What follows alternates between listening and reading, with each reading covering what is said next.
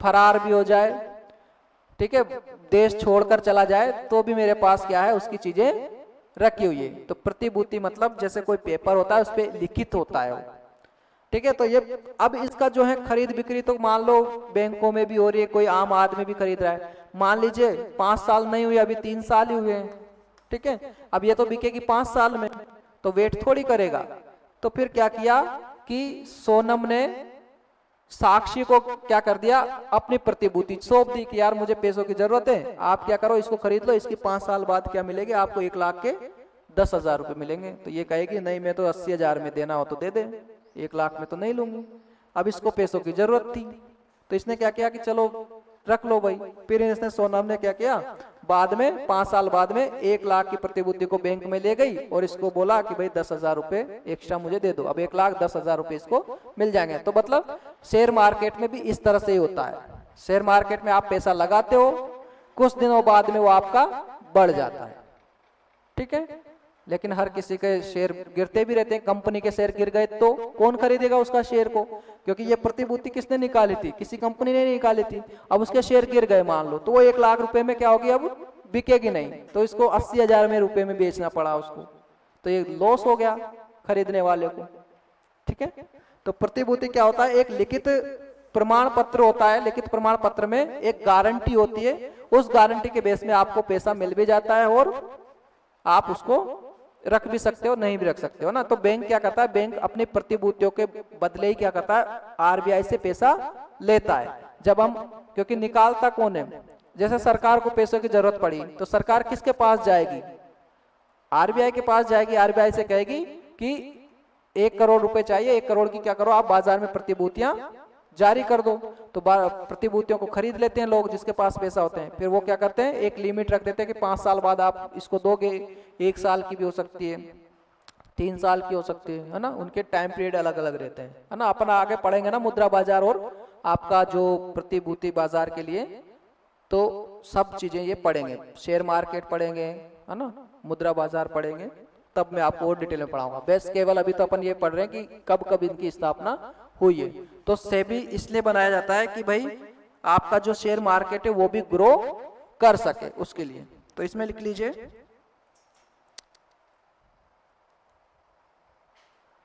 12 अप्रैल 1988 को, ठीक है। सेबी की गठन कब किया जाता है, 12 अप्रैल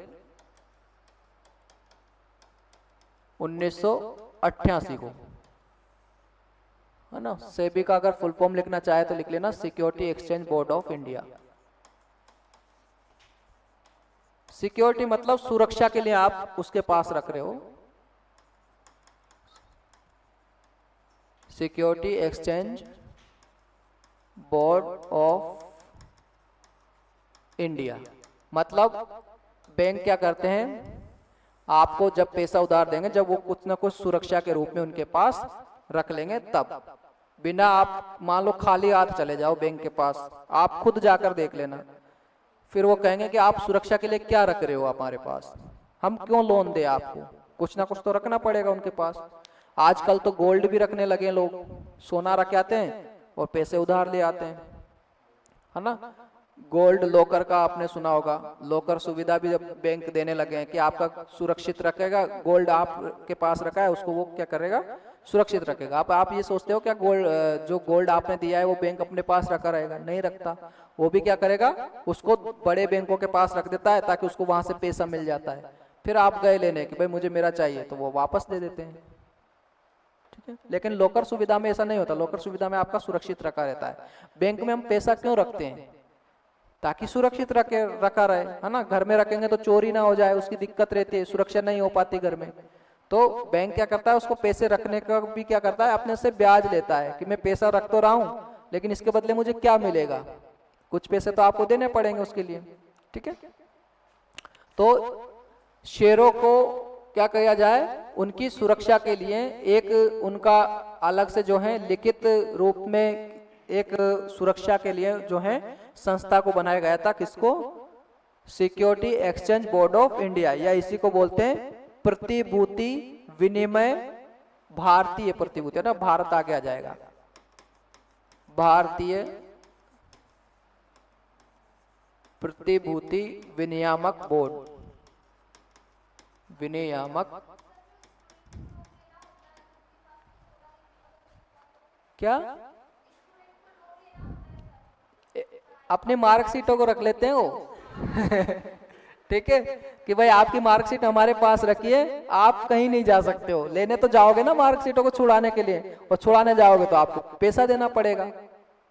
जब आप पैसे दे देते हो तो वो मार्कशीट आपको वापस कर देते हैं। क्या करेंगे वो रखकर? तो वो अपनी एक सुरक्षा है तो ही है, अपने तो पूरे जीवन की पूंजी है वो मार्कशीट जो अपन ने कमाई है। ठीक है, कहीं भी जाओगे तो आपके बिना मार्कशीट के तो एडमिशन भी नहीं होता। ठीक है, पूछेंगे ना कि भाई 12वीं में आप एडमिशन तो लेने आ गए, पहले 10वीं का तो रिकॉर्ड बता दो, 10वीं 11वीं का, तब जाके एडमिशन देंगे ना। हाँ, अगला लिखिए इसमें, इसका याद रखना, इसका जो मुख्यालय है वो कहाँ है? मुंबई में ही है ना। जैसे आरबीआई का भी कहाँ है अभी? मुंबई में। लेकिन जब याद रखना आरबीआई की जब स्थापना होती है तो कहाँ रहता है उसका?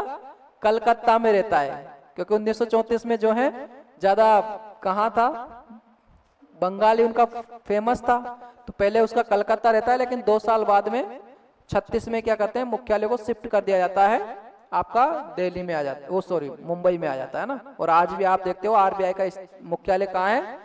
कोई दिल्ली मत लगा देना, है ना, याद रखना आरबीआई का मुख्यालय आज भी कहाँ है? मुंबई में, है ना। लेकिन उसकी जो ब्रांच है आरबीआई की अलग अलग क्या है, क्षेत्रों में क्षेत्रीय जो कार्यालय है, तो एक क्षेत्रीय कार्यालय आपका दिल्ली में भी है ना, ये याद रखना। क्षेत्रीय कार्यालय कहाँ है?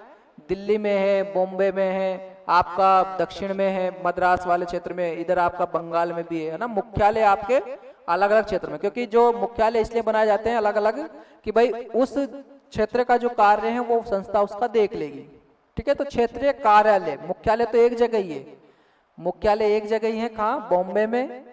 और क्षेत्रीय कार्यालय उसके 6 जगह, जो अपन आगे पढ़ेंगे जब उसको डिटेल में पढ़ेंगे तब। ठीक है, तो इसका आप याद रखना, security exchange board of India का जो मुख्यालय है वो कहाँ है? बॉम्बे में। अब इसमें लिखिए और जो है जवाहर रोजगार योजना, इसकी भी शुरुआत की गई थी इस पंचवर्षीय योजना में। 2 थी, जवाहर मतलब पंडित जवाहरलाल नेहरू के नाम पे ही है ना, जवाहर रोजगार योजना। ये थी आपके शहरी क्षेत्रों के लिए, है ना, शहरी क्षेत्रों के लिए, लोगों के लिए, रोजगारों के लिए क्या थी? कौन सी थी? जवाहर रोजगार योजना। दूसरी लिखिए नेहरू, है ना, जवाहर और ये नेहरू, है ना, जो नेहरू रोजगार योजना थी, नाम दोनों का सेम है, बस अलग अलग थोड़ा मीन्स निकलता है ना, जवाहरलाल नेहरू के नाम पे दोनों।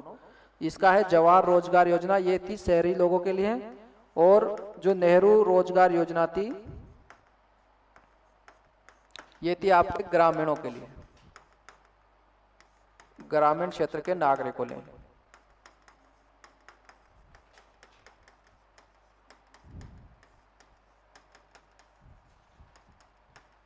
ठीक है, ये शहरी क्षेत्रों के नागरिकों के लिए ज्यादा से ज्यादा मतलब लोगों को क्या मिले? रोजगार मिल जाए, उसके लिए 2 योजनाएं चलाई गई थी।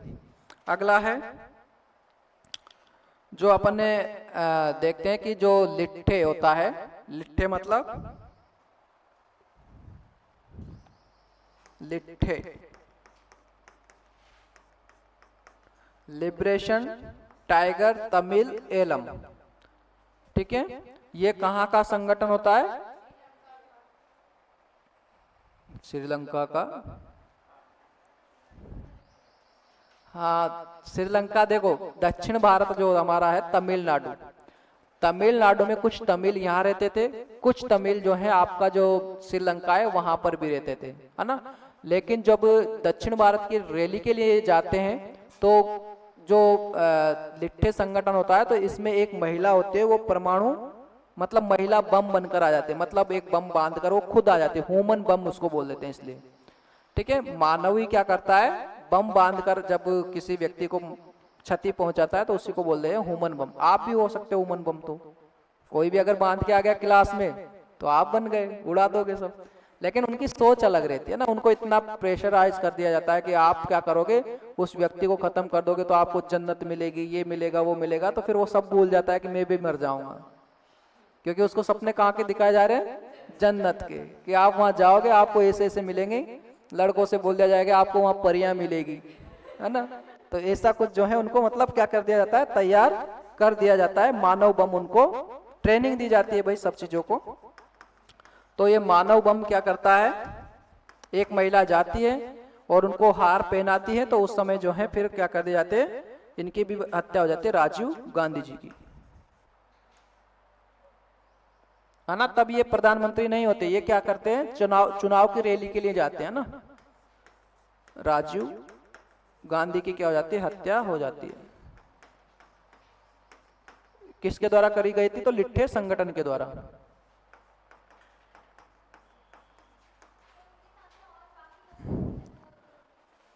देखो क्या होता है कि बाकी लोगों की रही होगी, लेकिन प्रमुख लोगों का ही नाम भाई उसमें प्रमुख तो यही थे, षड्यंत्र तो इनके लिए रचा गया था। यहाँ पर यह था कि जैसे मान लो स्टेज है, ठीक है, अब स्टेज पे क्या है, ये जब गए थे तो इनका स्वागत किया जा रहा था, तो आसपास तो कुछ लोग तो थे, लेकिन कुछ बॉडी गार्ड रहते तो वो जनता को पास में नहीं आने देते। लेकिन वो महिला क्या थी, माला पहनाने के बहाने से गई थी, तो जैसे वो उनके पास गई थी तो उसने बटन दबाया और जैसे वो पास में तो थे ही, तो उड़ गए चीथड़े, और क्या, है ना। तो और लोग जो है रहे होंगे, ठीक है। अगला लिखिए, इनके बाद जो प्रधानमंत्री बनते हैं फिर राजीव गांधी के बाद में फिर चंद्रशेखर बनते हैं ना, यहाँ पर याद रखना, जो अगले पीएम बनेंगे वो कौन बनेंगे, चंद्रशेखर बनेंगे, ठीक है।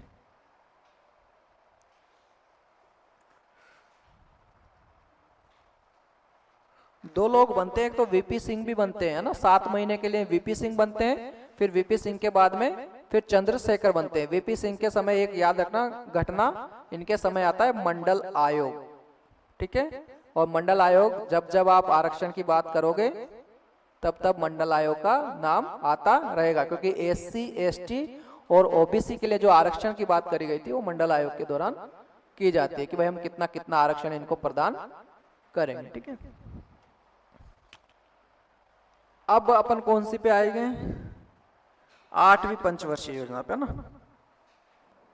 ये चलती है आपकी 90 से सॉरी कहां तक लिखवा दिया मैंने, 91 से 85 से 90 ना, क्योंकि 85 से 90 तक क्या चलती है, आपकी 7वीं पंचवर्षीय योजना चलती है। फिर 2 साल के लिए क्या होता है, फिर अवकाश आता है, और इसमें किस किस की सरकार बनती है, एक तो वीपी सिंह की बनती है और दूसरा चंद्रशेखर, ये प्राइम मिनिस्टर बनते हैं दोनों, है ना। तो इनका लिखते चलना आप। फिर अगली जो चलती है वो चलती है 92 से 97 तक, कौन सी, 8वीं पंचवर्षीय योजना, है ना। ये 8वीं कंप्लीट कर लेते हैं, बाकी की रहेगी तो इनको कल करेंगे, है ना। 8वीं पंचवर्षीय योजना, ठीक है। ये कब से चलती है, तो याद रखना 1992 से 97,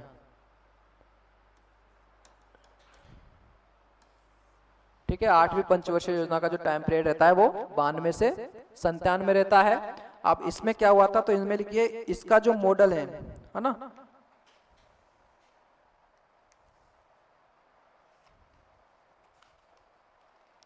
इस समय एक तो नरसिम्हा राव रहते हैं प्रधानमंत्री, और वित्त मंत्री के रूप में जो बनते हैं वो कौन बनते हैं, मनमोहन सिंह, है ना। इसीलिए राव और मोहन, है ना, क्योंकि इनके दोनों के नाम पर इस मॉडल का नाम भी रखा जाता है, तो इसको बोलते हैं राव और मोहन मॉडल। इसका जो मॉडल था उसका जो नाम था, एक तो नरसिम्हा राव होते हैं प्रधानमंत्री, तो उनका राव लिया जाता है, और मोहन सिंह क्या थे यहाँ, वित्त मंत्री थे, तो इन राव मोहन मॉडल इसको बोला जाता है। जो 8वीं पंचवर्षीय योजना थी उसका मॉडल जो है किसने दिया था, तो राव और मोहन के द्वारा ये तैयार किया जाता है। और एक और व्यक्ति थे John W Miller, John W Miller, ठीक है, जॉन डब्ल्यू मिलर और राव मोहन मॉडल। अब इसकी जो थीम रखी जाती है, क्योंकि इसमें 3 चीजों पर ध्यान दिया जाता है, देखने को मिल रहा था कि हम क्या करें कि भारत की जो अर्थव्यवस्था है, क्योंकि इस समय क्या होती है, इतनी कमजोर हो जाती है, हमारे पास में जो एक्सपोर्ट इंपोर्ट हम नहीं कर पा रहे थे, क्योंकि हमारा जो मार्केट था, उस मार्केट में जब हम किसी बाहर से जब कोई चीज खरीदते हैं तो उसके लिए हमें क्या करना पड़ता है, पैसा देना पड़ता है। और भारत सरकार के जो कोष था उस में रेवेन्यू की जो है काफी क्या हो गई थी, फॉरेक्स जो रिजर्व होता है, फॉरेक्स रिजर्व का मतलब ये है कि हम किस मुद्रा में क्या कर रहे हैं, व्यापार कर रहे हैं। तो हमारे पास जो है विदेशी मुद्रा जो भंडार था वो क्या हो गया था, बिल्कुल खत्म होने वाला था। लगभग 7 दिनों का ही हमारे पास में क्या पड़ा था, रखा हुआ था कि भाई 7 दिन के बाद में हम विदेशों से कोई भी चीज नहीं मंगवा पाएंगे। इसलिए फिर हमें क्या करना पड़ता है, हमारे भारतीय जो गोल्ड होता है, सोना, उसको रखना पड़ता है ब्रिटेन के पास। ठीक है, तो इस समय क्या है, हम 3 चीजों को हम अपनाते हैं। इसमें जो थीम रखी जाती है उसमें तीनों ही थी एलपीजी, यानी कि लिबरलाइजेशन मतलब उदारीकरण, पी मतलब प्राइवेटिलाइजेशन यानी निजीकरण, और तीसरा है ग्लोबलाइजेशन मतलब वैश्वीकरण। यही क्या रखी जाती है, 8वीं पंचवर्षीय योजना की थीम रखी जाती है कि हम क्या करेंगे, हमारी अर्थव्यवस्था को थोड़ा उदार बनाएंगे, कुछ चीजों को क्या करेंगे, निजी हाथों में सौंप देंगे, और हमारी जो अर्थव्यवस्था है उसको क्या करेंगे, पूरे देशों के साथ जो है व्यापार करने के लिए खुला कर देंगे, ताकि कोई भी देश जो है हमारे यहाँ पर आकर यहाँ प्लांट लगा सकता है, आसानी से कंपनी लगा सकता है, और यहाँ प्रोडक्शन होगा तो हम उन उत्पादों को क्या करेंगे, दूसरे देशों को निर्यात करते रहेंगे। इससे क्या होगा, जब हम यहाँ से निर्यात करेंगे तो वहां से हमें क्या मिलेगा, विदेशी मुद्रा मिलेगी, और विदेशी मुद्रा हमें जब अच्छे से मिल जाएगी तो हम अपनी चीजें वहां से आसानी से भी मंगवा सकते हैं। मतलब अर्थव्यवस्था को यहाँ क्या कर दिया, खुला छोड़ने की बात करते हैं कौन, मनमोहन सिंह। और नरसिम्हा राव क्या होते हैं, उस समय प्राइम मिनिस्टर रहते हैं। ठीक है, अब इसका जो लक्ष्य रहता है वो रखा गया था 5.6%। इसका जो लक्ष्य रहता है वो कितना रहता है, 5.6%। लेकिन इसमें जो प्राप्ति होती है वो अच्छी खासी होती है, हमें लगभग 6.2% की जो है हम क्या करते हैं, अचीव करते हैं। मतलब इतनी बड़ी तेजी के साथ क्या करते हैं, हम कर पाते हैं, मतलब बहुत अच्छा जो है इसमें हम सफल होते हैं ना। 6.8 लिखिए भैया ना, 2 नहीं है, 6.8 है ना। आंकड़े थोड़े, क्योंकि इकोनॉमिक्स में क्या है, आंकड़ों का बहुत बड़ा खेल है। अगर आप क्वेश्चन में अगर आंकड़े डालते हैं, वो भी करंट वाले, है ना, जो अभी वर्तमान में चल रही हो चीजें, तो उससे क्या होता है, उसकी प्रोडक्टिविटी अच्छी बढ़ जाती है क्वेश्चन की, है ना। अब इसमें लिखिए अगला, इसमें एक और उद्देश्य रखा जाता है कि भाई हम क्या करेंगे, तेजी के साथ विकास करने के लिए हमें क्या चाहिए, हमारा जो मानव है, जो ह्यूमन है, वो क्या होना चाहिए, अच्छा डेवलपमेंट उसका होना चाहिए। तो मानव विकास के लिए जो है अलग अलग प्रोग्राम इस समय चलाए जाते हैं, है ना। तो इसमें मानव विकास या मानव का विकास करना, इसका एक और उद्देश्य आप लिख सकते हो। इसमें क्या था, हमें क्या करना है, पूरी तरह से जो है मानव का विकास करना है। अब मानव का विकास कब होगा, जब उसकी गरीबी हट जाएगी, जब उसकी भूखमरी खत्म हो जाएगी, वो अच्छा रहने लगेगा, उसका स्वास्थ्य अच्छा हो जाएगा, उसकी शिक्षा अच्छी हो जाएगी, तो मानव का क्या हो जाएगा, विकास हो जाएगा ना। अब इसमें कुछ घटनाएं वो लिख लीजिए जो हमने देखा था कि एक तो सेबी जो बनी थी, कब बनी थी, 1988 में जो सेबी बनी थी, उसको वैधानिक जो दर्जा दिया जाता है वो कब दिया जाता है, 1992 में। समझ पा रहे हो, वहां पर क्या बनी थी, सेबी को वहां ज्यादा पावर नहीं थी, लेकिन वैधानिक जो तरीका दिया गया था उसको मतलब वहां स्थापित तो कर दी थी, लेकिन उसको जो और ज्यादा क्या किया गया था, प्रभावी बनाया गया ना। तो वैधानिक कब दर्जा मिलता है उसको, 1992 में। यहां पर सेबी को क्या मिल जाती, ज्यादा पावर मिल जाती, वैधानिक दर्जा इसको दिया गया था, वैधानिक दर्जा प्रदान किया गया था। जैसे मान लीजिए आपका जन्म तो 2000 में हुआ, लेकिन आप आईएएस बने 2025-30 तक, तो आपका प्रभाव कब से दिखेगा? 25-30 के बाद में बनेगा ना। ठीक है, तो इसलिए इसका जन्म 2 साल पहले मतलब 4 साल पहले ही हो गया था ना, लेकिन प्रभाव जो है इसने दिखाना बाद में किया, क्योंकि जब तक व्यक्ति को शक्ति नहीं दोगे तब तक क्या कर लेगा वो? कुछ नहीं कर पाएगा, है ना। शक्ति देकर देख लो अगर, फिर क्या क्या करे वो, फिर देखना उसका खेल। अगला लिखिए 1993 में पीएम रोजगार योजना चलाई जाती है। 1993 में पीएम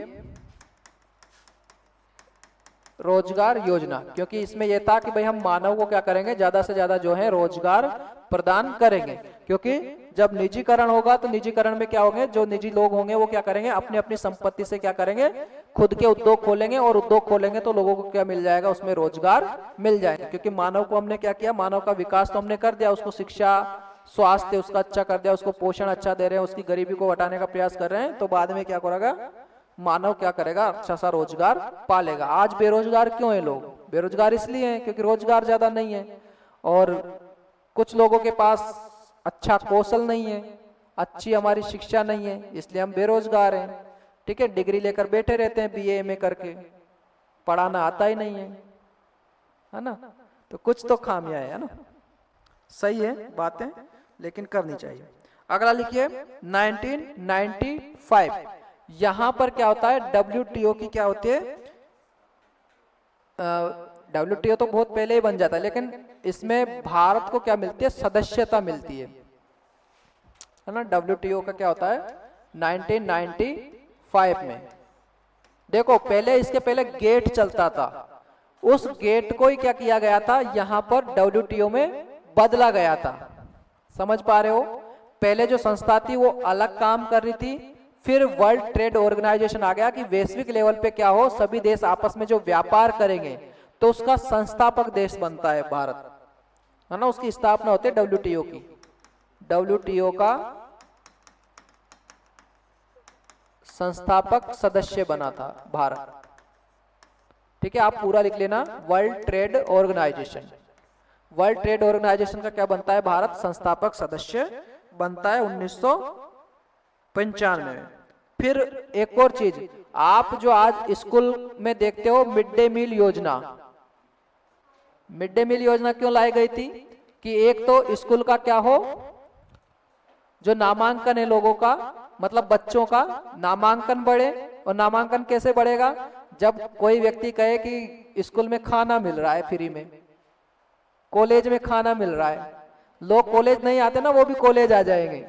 ठीक है, आजकल आप देखते हैं ना बहुत सारे घर पे ही पढ़ते रहते हैं।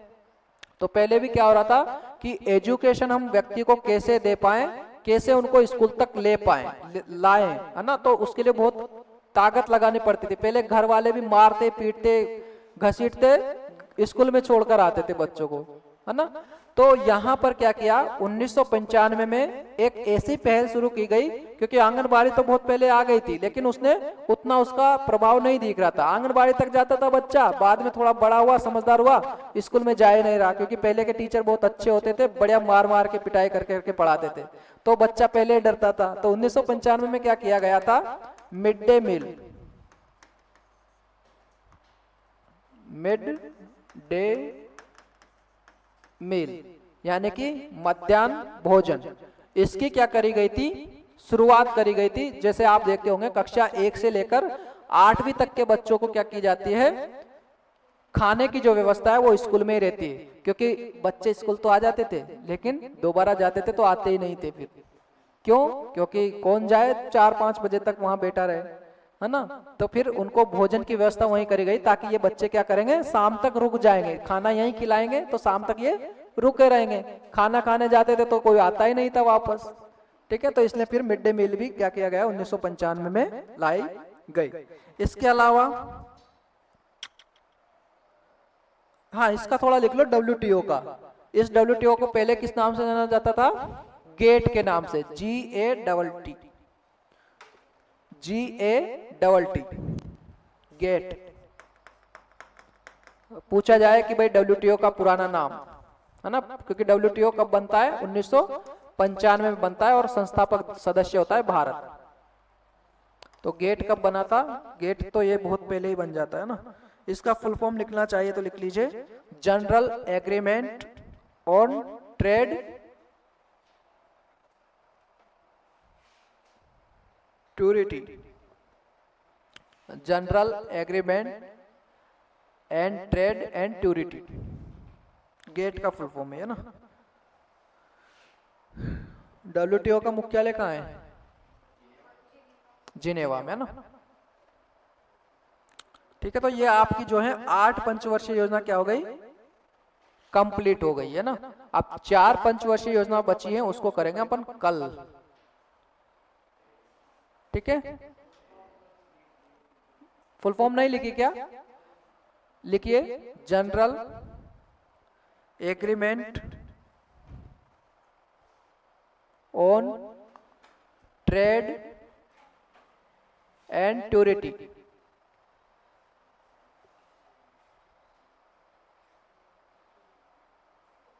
लिख ली, general agreement trade and tariff. ठीक है, तो ये गेट क्या था, डब्ल्यूटी से पहले था ना। तो ये जो है सारी चीजें अपन ने पढ़ ली। अगर आप थोड़ी सी देर में क्या हो जाएगा, इसका रिवीजन भी हो जाएगा, लगभग 5 मिनट भी नहीं लगेंगे ना, कि भाई आप आज हमने क्या क्या पढ़ा है। ठीक है, कुछ लोग थोड़ा बाद में आए, कोई बात नहीं है ना। आपको नहीं घबराना है कि सर हमें पढ़ाएंगे नहीं उस चीज को, आपको भी पढ़ाएंगे भाई, क्योंकि आप अलग नहीं हो इनसे। बहुत पढ़ लिया क्या आज, निकलता ही जा रहा है।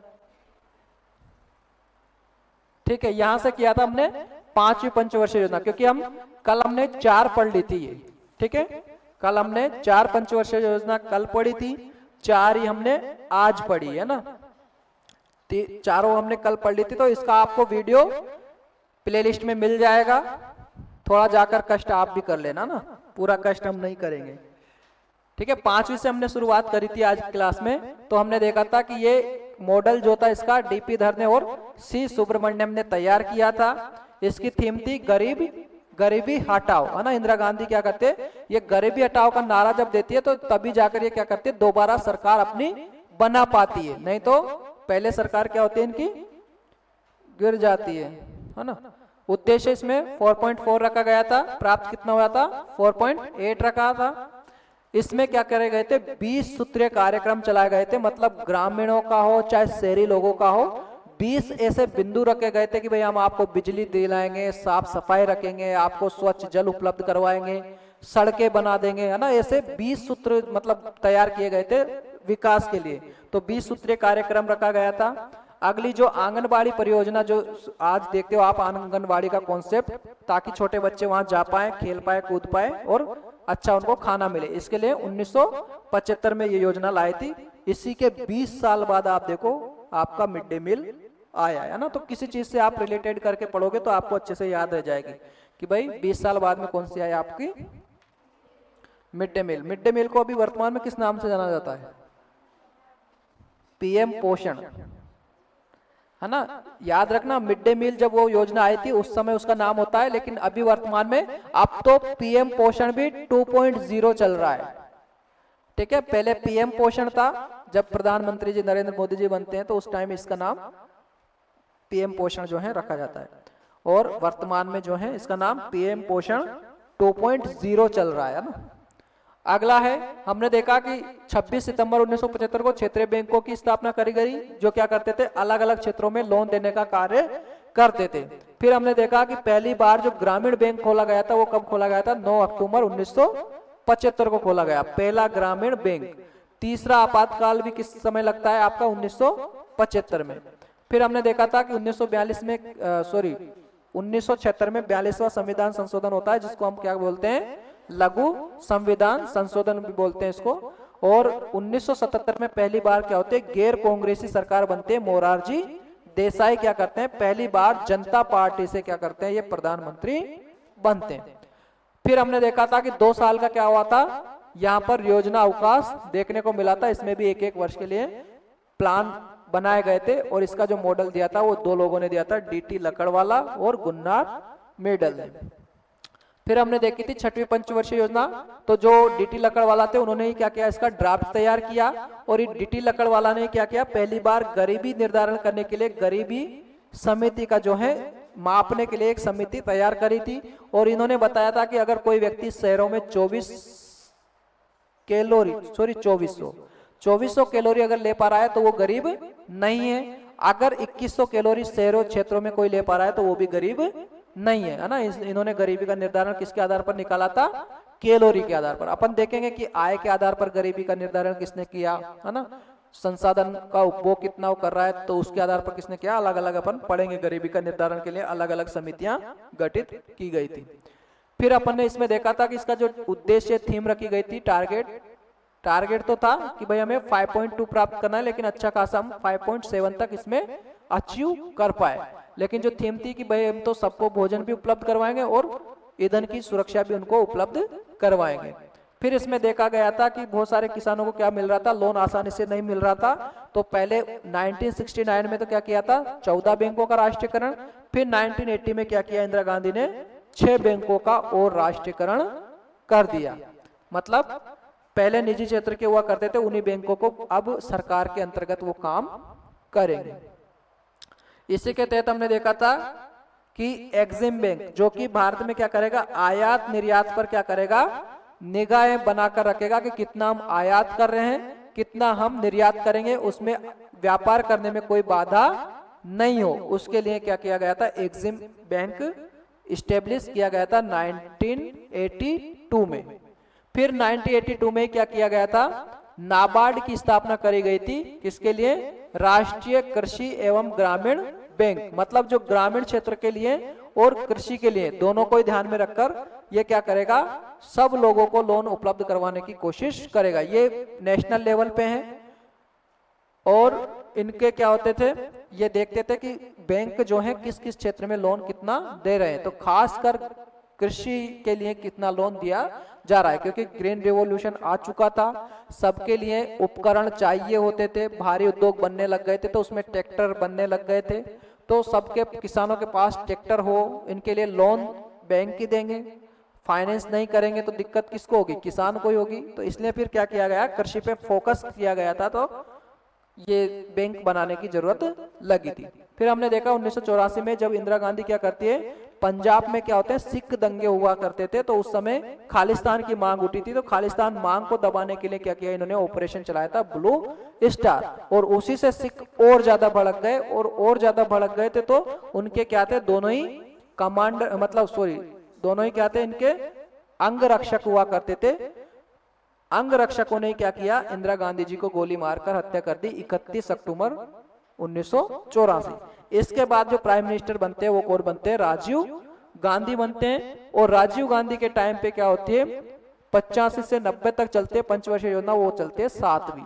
तो इनका जो मॉडल दिया था प्रणब मुखर्जी उसको तैयार करते हैं। और राजीव गांधी क्या थे, आधुनिक विचार वाले थे, नए विचार वाले थे, तो उन्होंने क्या किया, तकनीकी पर जोर दिया। तो इसी से समय टेलीफोन और टेलीविजन जो है हमारे भारत में आ चुके थे इस टाइम पे।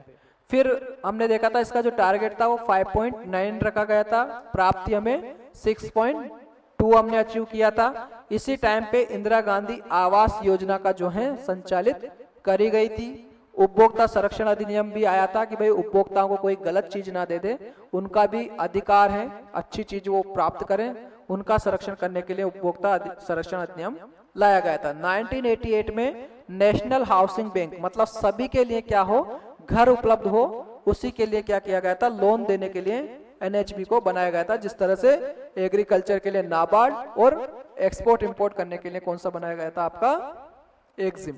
याद रखना ये एनएचबी जो है आपका पूछा जाता है, बहुत ज्यादा बार पूछा गया है ना, ये अखिल भारतीय बैंकों में शामिल है कि भाई ये आवास उपलब्ध करवाने का जो काम है वो कौन करते हैं। आज आप सब लोग देखते हो ना कि पीएम आवास के तहत जो पैसा मिलता है, कैसे मिलता है? इसके लिए ऊपर जो बैठी है ना संस्था, वो NHB बैठी है। अगर किसी को मतलब इसका पैसा नहीं मिलता प्रधानमंत्री आवास योजना का, तो वो शिकायत करते हैं, फिर शिकायत करते हैं तो उसकी रिपोर्टें जाती है, रिपोर्ट देखती है कि भाई आवासों के लिए कितना पैसा दिया गया है, कितना नहीं दिया गया है, वो NHB देखता है। फिर हमने देखा था सेबी की भी स्थापना होती है 88 में 12 अप्रैल 1988 को। Security exchange board of India, जो क्या करता है, शेयर मार्केट को रेगुलेट करने का काम करता है, शेयर बाजार को। यानी कि जो प्रतिभूतियां खरीदी बिक्री होती है वो किसके अंडर में होती है? सेबी उन पर नियंत्रण रखता है। अगर मान लो कोई प्रतिभूति निकाली और व्यक्ति ने मना कर दिया कि तो मेरी प्रतिभूति है ही नहीं है, तो बैंक किसके पास जाएंगे पैसा लेने? ठीक है, तो इसलिए जो है सेबी को सब पता रहता है कि किसने तो ये जारी करी है, उस समय ये कितने की थी, अब इसकी कीमत कितनी हो गई है। उस सारा चीज जो है रेगुलेट कौन करता है? शेयर मार्केट को सेबी करना है। किसके शेयर कितने बढ़ रहे हैं, किसके कितने घट रहे हैं, वो भी ये देखता है। फिर हमने देखा था कि शहरी क्षेत्रों के लिए जो है रोजगार के लिए जवाहर रोजगार योजना चलाई गई थी, और ग्रामीण क्षेत्रों के लिए जो है नेहरू नाम से ये चलाई गई थी। दोनों ही जवाहरलाल नेहरू के नाम पे ही है ना। अगला हमने देखा था कि ये बाद में क्या करते हैं, चुनाव की रैली के लिए जाते हैं दक्षिण भारत में, तो वहां लिट्टे जो संगठन है वो मिलकर क्या कर देते हैं, राजीव गांधी की भी हत्या कर दी जाती है। कब? लास्ट में ही। चुनाव कब होते हैं? 91 में चुनाव होते हैं, तो उसी समय इनकी क्या होती है, डेथ होती है। मैंने डेट भी लिखी हो तो मैं बता दूं, 1 मिनट। 21 मई 1991 लिख लेना ना, 21 मई 1991।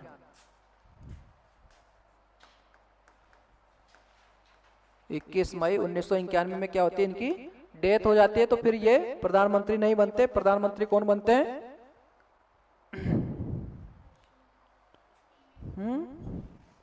दो बताए थे ना मैंने। नरसिम्हा राव तो यार 92 में बनते हैं। एक तो मैंने बताया थे VP सिंह, और एक बताए थे चंद्रशेखर, है ना, 2 प्रधानमंत्री। क्योंकि देखो इनकी क्या है, अल्पमत की सरकारें हुआ करती थी, जिधर बहुमत चला गया वो हट जाते थे, वो दूसरा बन जाता था, है ना। अल्पमत की में यही है, जब बहुमत की सरकार होती है तो वो 5 साल अच्छे से चलती है। याद रखना कि आपकी जब इंदिरा गांधी की डेथ होती है, मतलब अपन देखते हैं ना, वो जनता पार्टी की सरकार आती है, फिर जनता मोरारजी देसाई जब बनते हैं, फिर मोरारजी देसाई के बाद में इंदिरा गांधी फिर आती है, फिर इंदिरा गांधी के बाद में राजीव गांधी आते हैं, राजीव गांधी के बाद में आपके ये VP सिंह आते हैं, फिर चंद्रशेखर आते हैं।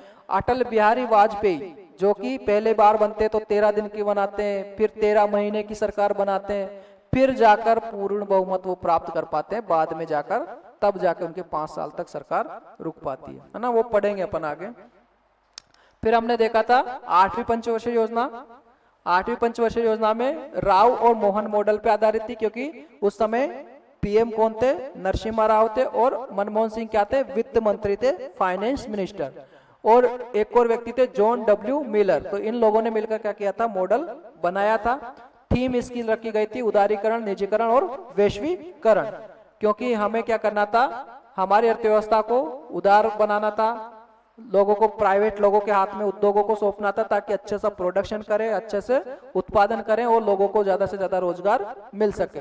वैश्वीकरण मतलब भारत की अर्थव्यवस्था को इन्होंने खोल दिया था, ताकि ज्यादा से ज्यादा देश चीजें मंगवाएंगे, हमारी चीजें बिकेगी, तो आसानी से ज्यादा लाभ प्राप्त होगा। फिर हमने देखा था टारगेट जो रखा गया था 5.6 रखा गया था, और अचीव हमने कितना किया था? 6.8%। फिर मानव विकास जो है इसमें किया गया था। सेबी जो है वैधानिक दर्जा जो है इसको 1992 में मिला था, ये याद रखना ना, पूछा भी जाता है कि सेबी का गठन कब किया गया था, स्थापित कब की गई थी, तो 1988 में। और वैधानिक दर्जा जो मिलता है वो कब मिलता है आपका? 1992 में। 1993 में PM रोजगार योजना। 95 में क्या होता है, जो WTO की स्थापना होती है तो संस्थापक सदस्य बनता है भारत 1995 में। ये पहले WTO की जगह पहले कौन सा था, तो जनरल एग्रीमेंट ट्रेड एंड ट्यूरिटी, ये था। ठीक है, पहले क्या था, जनरल एग्रीमेंट ट्रेड एंड ट्यूरिटी, बाद में क्या बन गया, WTO यानी कि वर्ल्ड ट्रेड ऑर्गेनाइजेशन। फिर हमने देखा था 1995 में एक और योजना, मिड डे मील योजना। ये भी किसके लिए थी, कि नामांकन बढ़ जाए बच्चों का, ज्यादा से ज्यादा लोग क्या हो, शिक्षित उनको हमें करना है। तो वो जब तक स्कूल में नहीं जाएंगे तो शिक्षित कैसे कर पाएंगे, उसके लिए ये लाए गए थे ना। तो अब बाकी की जो चीजें अपन कल की क्लास में देखेंगे, 4 और पंचवर्षीय योजनाएं, इनको हम कल की क्लास में कंप्लीट कर लेंगे, ठीक है। तो यहां तक अगर किसी को कुछ चीज पूछनी हो, कुछ चीज समझ में नहीं आई हो तो आप पूछ लीजिए, नहीं तो फिर हैंड ओवर करें संतोष सर को क्लास। शेयर घटते बढ़ते कैसे हैं, मतलब उनकी कीमत की बात कर रहे हो ना। हाँ, जैसे कोई कंपनी है, कोई कंपनी क्या कर रही है, अच्छा कार्य कर रही है, तो सब लोग क्या करेंगे, उसी के शेयर खरीदना चाहेंगे। मान लीजिए किसी की कंपनी है, वो लाखों करोड़ों में टर्नओवर कर रही है, ठीक है, तो व्यक्तियों को क्या होगा, उस पर विश्वास होगा। जैसे अभी पतंजलि है, पतंजलि का प्रोडक्ट काफी अच्छे आते हैं, तो हमें क्या है, उस पर विश्वास है। मान लीजिए पार्ले वाली कंपनी, उस पर विश्वास है हमें। लेकिन किसी कंपनी कोई ऐसी जिसका आपने नाम ही नहीं सुना है,